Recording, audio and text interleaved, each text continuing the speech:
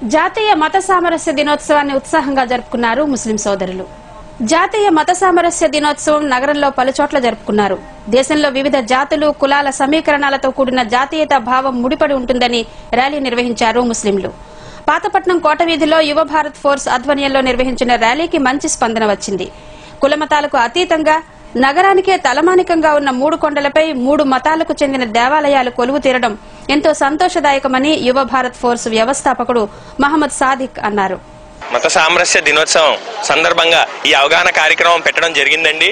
ఈ ఏదైతే national communal harmony day ఏదైతే సెలబ్రేట్ చేస్తారో 25th నవంబర్ దాని గురించి పెట్టడం జరిగింది. పొద్దున్న నుంచి అన్ని స్కూల్లో మన విశాఖపట్నం సౌత్ లో ఉన్న అన్ని స్కూళ్ళకి మేము ఈ అవగాహన కార్యక్రమం చేపట్టి ఇక్కడ ర్యాలీ చేసి ఇక్కడ ఏదైతే మన కోట వీధిలో ఏదైతే మన గిన్నిస్ వరల్డ్ రికార్డ్ అంటారు, మన అంతర్జాతీయంగా కూడా ప్రపంచవ్యాప్తంగా ఇది చాలా ఫేమస్. ఎందుకంటే ఇక్కడ 3 కొండల మీద 3 ఏదైతే చర్చు మసీదు గుడి ఉండడం చాలా ప్రత్యేకత. అందుకే ఇక్కడి నుంచే మేము మొదలు పెట్టాలని ఎన్నో దశాబ్దాలుగా ఇక్కడ హిందూ ముస్లిం క్రిస్టియన్లు అందరూ కలిసి ఐక్యమతంగా బ్రదర్స్ లా ఇక్కడ బ్రదర్ సిస్టర్స్ లా ఇక్కడ ఉండడం జరుగుతుంది. దీన్ని ముందు కొనసాగించాలి, మా రాబోయే తరాన్ని కూడా ఇలాగే కొనసాగించాలని ఇది అవగాహన కార్యక్రమం పెట్టడం జరిగింది. దీని గురించి మన గాంధీజీ కూడా చాలా వాక్యాలు చెప్పారు. ఆ వాక్యాలని కూడా మేము వాళ్ళని గుర్తు చేసి దీన్ని ముందుకు తీసుకెళ్తున్నాం. ఏదైతే మేము ఐక్యమత్యంగా ఏదైనా భారతదేశం అభివృద్ధి కోసం సాధించగలం అని చెప్పేసి ఒక స్ఫూర్తి ఏదైతే మన యువతరంలో కల్పించాలి, అలాగే మన రాబోయే తరాన్ని పిల్లల్లో కూడా అవగాహన కల్పించడానికి ఈ అవగాహన కార్యక్రమం అండి.